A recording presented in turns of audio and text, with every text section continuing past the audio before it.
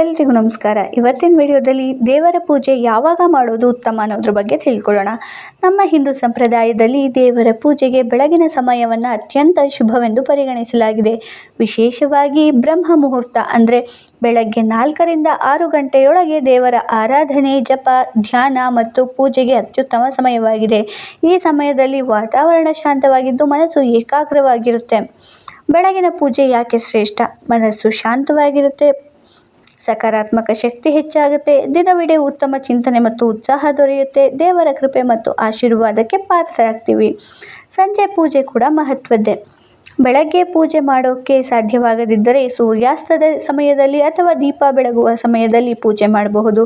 ಸಂಜೆ ದೇವರ ಮುಂದೆ ದೀಪ ಹಚ್ಚಿ ಪ್ರಾರ್ಥನೆ ಮಾಡೋದ್ರಿಂದ ಮನೆಯಲ್ಲಿ ಶಾಂತಿ, ನೆಮ್ಮದಿ ಮತ್ತು ಸೌಭಾಗ್ಯ ನೆಲೆಸುತ್ತೆ ಎಂದು ನಂಬಲಾಗಿದೆ.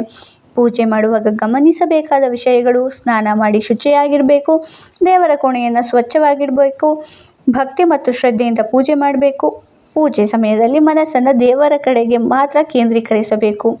ಇನ್ನು ಶಾಸ್ತ್ರದ ಸಂದೇಶ ನೋಡೋದಾದರೆ, ಶಾಸ್ತ್ರಗಳ ಪ್ರಕಾರ ಪೂಜೆಯ ಸಮಯಕ್ಕಿಂತ ಭಕ್ತಿ ಮುಖ್ಯ. ಬೆಳಗ್ಗೆ ಅಥವಾ ಸಂಜೆ ಯಾವ ಸಮಯದಲ್ಲೇ ಪೂಜೆ ಮಾಡಿದರೂ ನಿಷ್ಕಲ್ಮಶ ಭಕ್ತಿ ಮತ್ತು ಶ್ರದ್ಧೆ ಇದ್ದರೆ ದೇವರು ಸಂತುಷ್ಟನಾಗ್ತಾನೆ.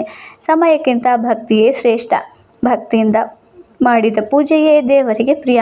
ಭಕ್ತಿ, ಶ್ರದ್ಧೆ ಮತ್ತು ನಂಬಿಕೆಯಿಂದ ಪ್ರತಿದಿನ ದೇವರನ್ನು ಆರಾಧಿಸಿದರೆ ಜೀವನದಲ್ಲಿ ಸುಖ, ಶಾಂತಿ ಮತ್ತು ಸಮೃದ್ಧಿ ನೆಲೆಸುತ್ತೆ.